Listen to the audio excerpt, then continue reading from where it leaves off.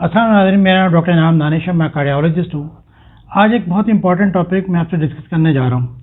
हमारे एक जानने वाले हैं, उनको सेकंड टाइम हार्ट अटैक हुआ, तो मैं तीमारदारी के लिए उनके पास गया। मालूम किया कि भाई आप मेडिसिन नहीं खा रहे थे, तो मालूम हुआ कि वो उनने बीच में मेडिसिन पहले अटैक के कुछ अर्से के बाद ही मेडिसिन छोड़ दी। बहुत सारे फैक्टर हो सकते हैं और ज़्यादातर पेशेंट यही करते हैं कि कुछ अर्से मेडिसिन खाते हैं, उसके बाद छोड़ देते हैं।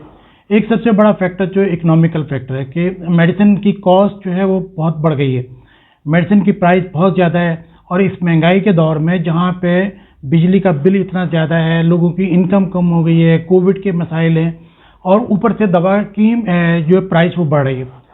गवर्नमेंट का कहना यह है कि क्योंकि डॉलर बढ़ रहा है और हमारे यहाँ जितना भी रॉ मटेरियल है तकरीबन वो सब इंपोर्ट होता है मेडिसिन का, तो मेडिसिन की प्राइस बढ़ाना ज़रूरी है, वरना मेडिसिन इंडस्ट्री जो है ये बंद हो जाएगी। तो ये भी सब ज़रूरी है, लेकिन इसके साथ साथ ये देखें कि हेल्थ हमारे यहाँ लोग खुद से अफोर्ड नहीं कर पा रहे होते हैं और मेडिसिन की कॉस्ट की वजह से दवाएं छोड़ देते हैं, तो जिसकी वजह से दोबारा अटैक हो जाता है। तो एक ये टॉपिक आज मैं डिस्कस करता हूँ कि वो क्या क्या वजह हो सकती हैं जिनकी वजह से पेशेंट मेडिसिन खाना छोड़ देते हैं। एक इम्पॉर्टेंट चीज़ ये है कि कुछ मेडिसिन शॉर्ट टर्म के लिए हम यूज़ करते हैं, जैसे डायरिया है, नज़ला हो गया, फीवर हो गया, लेकिन कुछ मेडिसिन लॉन्ग टर्म के लिए यूज़ करते हैं, जैसे ब्लड प्रेशर की हैं, डायबिटीज़ की हैं, हार्ट की मेडिसिन है, तो ये बहुत अरसे के लिए इस्तेमाल करनी होती है। तो ये डॉक्टर की ड्यूटी है कि वो पेशेंट को बताए कि ये मेडिसिन कितनी इंपॉर्टेंट है, यानी कि खून पतला करने की मेडिसिन है, ये कोलेस्ट्रॉल की मेडिसिन है, ये ब्लड प्रेशर की, ये शुगर की मेडिसिन है। इन सब चीज़ों को कंट्रोल करना बहुत ज़रूरी है।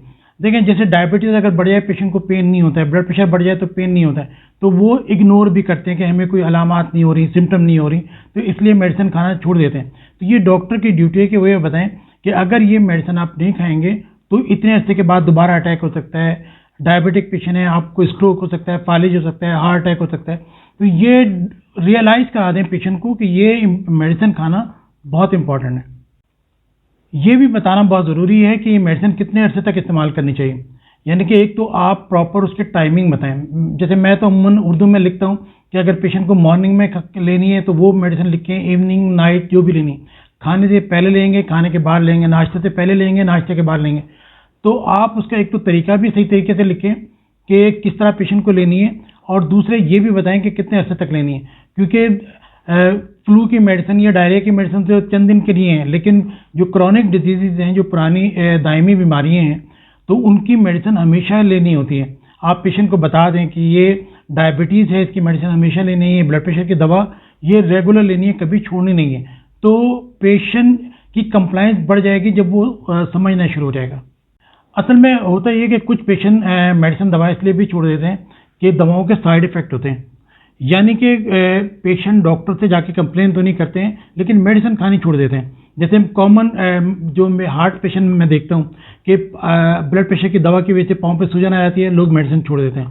सर में दर्द होता है कुछ मेडिसिन की वजह से, कुछ लोगों की वजह से पेशाब ज़्यादा आता है, कुछ मेडिसिन की वजह से खांसी हो जाती है, कुछ मेडिसिन ऐसी हैं जो कब्ज़ करती हैं, कॉन्स्टिपेशन करती हैं, कुछ मेडिसिन से डायरिया हो जाता है, मोशन हो जाते हैं, कुछ की वजह से उल्टी मतली की कैफियत होती है, पेट में दर्द होता है, कुछ मेडिसिन की वजह से चक्कर आते हैं या पैल्पिटेशन शुरू हो जाती है, हार्ट बीट तेज़ हो जाती है पेशेंट की। कुछ लोगों को मेडिसिन से एलर्जी होती है कि कोई ख़ास मेडिसिन खाने से इचिंग हो जाती है, और ये ख़ास तौर पे जो लोग एक ही साथ बहुत सारी मेडिसिन एक साथ ही खाते हैं उनको ज़्यादा होता है, एलर्जी ज़्यादा होती है। यानी कि बजाय लोग डिवाइड करने के, कुछ लोग ऐसे भी हैं कि रात में 8-10 टैबलेट एक साथ खा लेते हैं, तो वो टैबलेट जब आपस में मिक्स होती हैं तो उनसे भी कुछ लोगों को एलर्जी होने लगती है।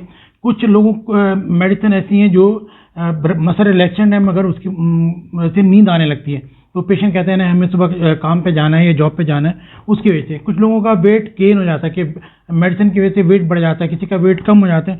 तो ये वो सारे फैक्टर हैं, ये वो साइड इफ़ेक्ट हैं जिनकी वजह से लोग मेडिसिन खाना छोड़ देते हैं, या लोग एक्सपेक्ट करते हैं कि ये दवा खाएंगे तो ये साइड इफ़ेक्ट होगा, इस तरह भी लोग मेडिसिन छोड़ देते हैं।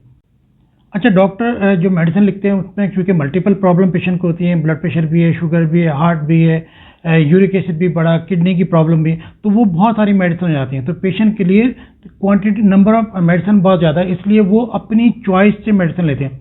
वो सोचते हैं कि इतनी मेडिसिन खाने का क्या फ़ायदा, कुछ खा लेते हैं, जबकि वो मेडिसिन खा रहे होते हैं जो इतनी इंपॉर्टेंट नहीं होते। तो मेरा ख्याल ये है कि मेडिसिन को 2 में डिवाइड करना चाहिए प्रिस्क्रिप्शन के अंदर, कि फर्स्ट हाफ के अंदर आप लिखें कि ये मेडिसिन आपको ज़िंदगी में कभी नहीं छोड़ना, और ये मेडिसिन है जो कि कुछ अरसे इस्तेमाल करके और उसके बाद आप टाइमिंग लिख दें कि भाई आप छोड़ सकते हैं। तो ये मल्टीपल मेडिसिन जो है, बहुत सारी मेडिसिन जब पेशेंट को लिखते हैं तो वो नॉन कंप्लायंस हो जाता है। दूसरे ये कि पेशेंट को जो है सिम्टम नहीं होती, जैसे ब्लड प्रेशर नहीं है तो पेशेंट को वो कहते हैं जब मुझे कोई सिम्टम ही नहीं है, जब सर में दर्द होता है तो मैं टैबलेट खा लेता हूँ, जब सर में दर्द नहीं होता तो नहीं खाता हूँ। तो कुछ ऐसी सिम्टम्स, जैसे इसी तरह डायबिटिक पेशेंट से मैंने कहा आप मेडिसिन क्यों नहीं खा रहे हैं, कहते मुझे चोट लगती है तो हीलिंग हो जाती है, इसका मतलब है कि मेरी शुगर इतनी ज़्यादा नहीं है। यानी कि लोग शुगर चेक नहीं कराते हैं, लोग ब्लड प्रेशर चेक ही नहीं करते हैं, इसी से आइडिया कर लेते हैं कि अगर सर में दर्द है तो सोचते हैं कि ब्लड प्रेशर हाई है, और यूरिन ज़्यादा आ रहा है तो सोचते हैं कि शुगर हाई है, लेकिन वो प्रॉपर मेडिसिन नहीं ले रहे होते। तो सिम्टम अगर ना हो पेशेंट, अच्छा कभी ऐसा भी होता है हम कहते हैं कि भाई अगर आपको डेली मेडिसिन खानी है, अगर आपने एक दिन भी छोड़ी तो आपका ब्लड प्रेशर बढ़ जाएगा। पेशेंट क्या करते हैं, ट्राई करके देखते हैं, वो नेक्स्ट डे मेडिसिन नहीं खाते हैं, देखते हैं तो ब्लड प्रेशर तो सही है, कहते हैं इसका मतलब है हमारा ब्लड प्रेशर ठीक हो गया।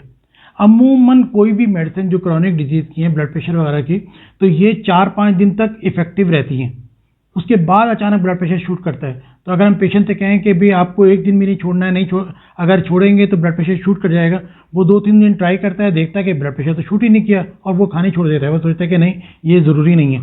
इसी तरीके से अगर मेडिसिन इफेक्टिव नहीं है, अगर पेशेंट को पेन हो रहा है, जॉइंट पेन या कोई भी, और वो दवा खा रहा है उसको फ़ायदा नहीं हो रहा है, तो ये पेशेंट भी मेडिसिन छोड़ देते हैं। इसके अलावा जो है वो कुछ ट्रस्ट भी, मिसट्रस्ट कह रहे हैं कि अगर पेशेंट का डॉक्टर के ऊपर ट्रस्ट ना हो तो वो मेडिसिन नहीं लेते हैं। जैसे फॉर एग्जांपल अगर कोई डॉक्टर ये कहता है कि ये जाएं और ये मेडिसिन 10 दिन की लेकर आएँ और मुझे ला के दिखाएँ, तो पेशेंट को भी शक होता है कि इसमें कोई डॉक्टर का इंसेंटिव शामिल है। इसी तरीके से वो मेडिसिन जो डॉक्टर कहते हैं कि ये मेडिसिन सिर्फ उस मेडिकल स्टोर पर मिलेंगी, तो पेशेंट आजकल तेज़ हैं, वो समझ आते हैं कि यकीनन डॉक्टर की कोई डील है इसके अंदर, तो ऐसे डॉक्टर्स की दवाएं जो हैं वो पेशेंट इस्तेमाल नहीं करते हैं।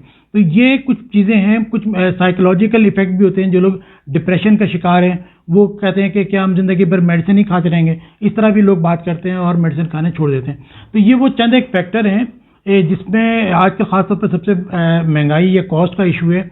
अब मैं तो ये कहता हूँ कि आप किसी की तीमारदारी के लिए जाएँ, तो अगर आपके कोई जानने वाले ऐसे हैं तो तीमारदारी के लिए जाएं तो मेडिसिन उनके लिए गिफ्ट के तौर पर ले जाएं, कि जो क्रॉनिक डिजीज़ की हैं, तो अगर आप जानते हैं कि वो उसकी हेल्थ ठीक नहीं है, हेल्प करें। देखें आजकल शादियों में क्या होता है, लोग लाखों करोड़ों रुपए खर्च कर देते हैं, लेकिन किसी गरीब की, किसी रिश्तेदार की हेल्प करना गवारा नहीं करते हैं।